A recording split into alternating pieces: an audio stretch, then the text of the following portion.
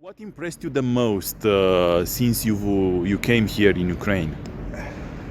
It's got to be the people.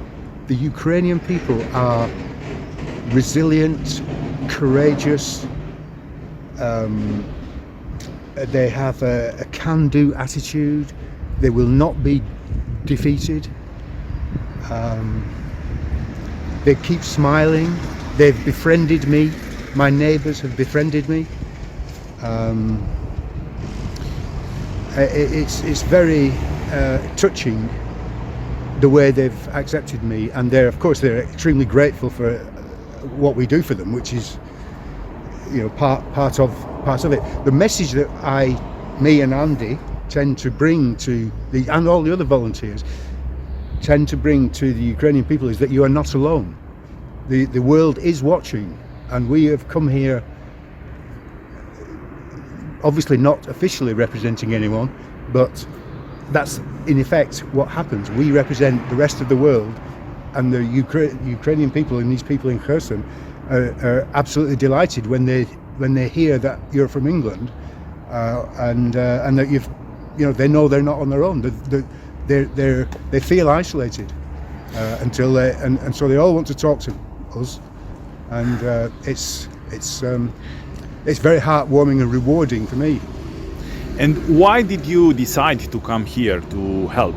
Because maybe you have your own life in UK, maybe you have your friends, family there. Yeah, not much. No, I had time on my hands, and I had a modern car, and no commitments, no family commitments, and no job. I wasn't working. I'm virtually retired. So with my engineering skills, I knew that I could do something useful here. So that's what I've been trying to do. So you just saw the war on TV, on social media, yes. and you felt in February. You felt the feeling to help. I came first in March of 22 because I'd seen the war open on the television, and I was shocked and horrified, and the huge queues of ordinary people who were now refugees at the borders in freezing conditions was terrible to see. And of course it gets you emotionally involved. What are these people fleeing from? How is it so terrible? And I decided to raise some money through crowdfunder, and I did that, and a friend back in the UK also gave me a good sponsorship arrangement. And I came here with a car full of aid, which I dropped at the Polish border, on the Polish side, and then I joined a group of Polish volunteers who were crossing the border every day and driving from Lviv to a tiny little place just inside the Polish border, near Krosienko. That was the border crossing, and they did this every day in a convoy of 4 vehicles, and they accepted me to join them, so that made 5 vehicles, and we evacuated 50 people a day. Wow. So I did that for about 6 weeks, and then the Polish guys had to go back to their day jobs because their families hadn't seen them, they were running out of money. They had to stop. So I then looked around for another group to work with, and I found an English group or British group, and there I started doing long distance evacuations from all over Ukraine, again mostly to Poland, but one group I took all the way to England, so that was immensely rewarding. We are here in the central square of the city of Kherson. What's your message to the world? What the world should know about this terrible war? Don't forget it. Don't let it. Well, the newspapers are letting it go off the front pages and down the news list. But please don't forget. Please don't forget these people who are in Kherson. We are under shelling every single day, and I don't mean 1 or 2 shells. It does vary a little bit, but you can guarantee every hour or thereabouts you will hear a salvo of missiles, and they're all landing in the city somewhere. A lot of them are very small, so they don't do a great deal of damage. They just, if they hit an apartment, they just hit one apartment, and then most of them are evacuated, so they don't actually kill anybody. But some of them land in the market. A man was killed about 2 weeks ago in the market, and many injured. And then only last week, a building right next to the market was completely destroyed, and the railway station was bombed on the same day, and 21 people died on that day. And this is a normal day at the office for Kherson. This is, the people go about their business as if they have to get on with their lives, which they do. And so please don't forget them. Please don't forget what they're living through. I would find it very hard to understand and to believe if I hadn't come here and seen it with my own eyes.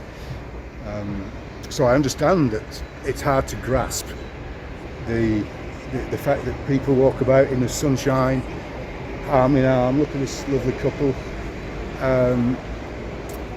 and do the shopping, take the dog for a walk, and there's shells going off all around. And they need help. We need to push the Russians out. That's what needs to happen. That's the number one priority. But please don't forget the people in many cities and towns in Ukraine. Tell me, what are you doing here in Ukraine, in the city of Kherson? I've been here since Christmas Eve, when I arrived from England. I drove my car from England.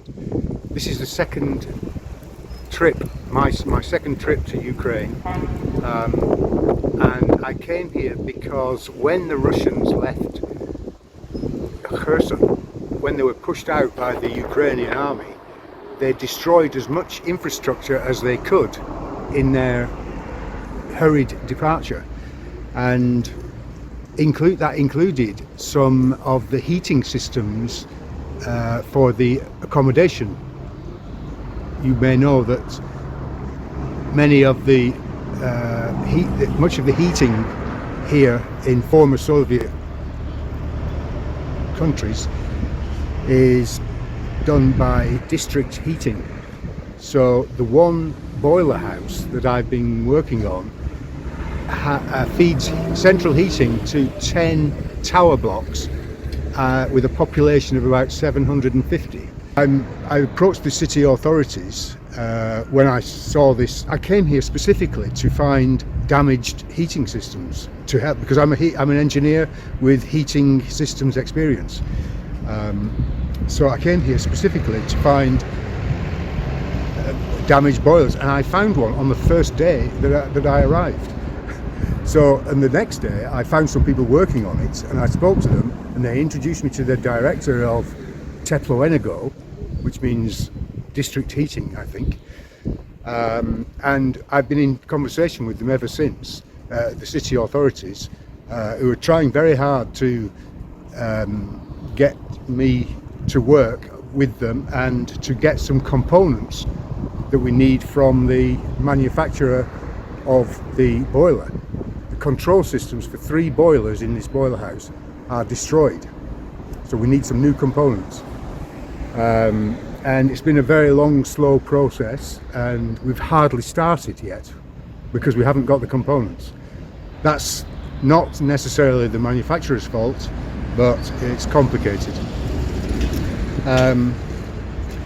Yeah, so that's what I'm doing. I've been offered a free apartment, which I'm staying in, which is down near the river. It's very close to the Russians. Yeah. But it's sheltered from the Russians by the tower block that I'm in. So I'm facing away from them, and unless they destroy the whole building, they're not going to get to me. Wow. And are there still people in yes, the I've made friends building? I've made friends with the residents here who are left. There are old people infirm. There's a 90-year-old man or 92-year-old man who hasn't been out of his apartment for months. My other And he's helped somehow. yeah, we helped him. We took him a box of food. My other English friend, Andrew Matheson, he is bringing food here all the time, and he distributes it, and sometimes I help him. And we did this a few days ago. He had 50 boxes of food, and he brought them to the quadrangle of our apartment blocks, and they went like that. People, so in this apartment block, this quadrangle of apartments, there was 50 people living, but the normal population, is, I think there's probably 5% of the normal population. Yeah, here in the city. Yeah, it's very difficult to judge that, especially as a foreigner. But Yeah, and this person of 90 years old, he was about 12 years old at the end of the Second World War. your mental arithmetic is better than mine. Yeah. Okay. So he was a witness of the Second World War, and now he is forced to live in harsh conditions. Yes. During another war, Yes. which is also very destructive. Yes. What a way to end your life! It's heartbreaking, isn't it? It's heartbreaking for them.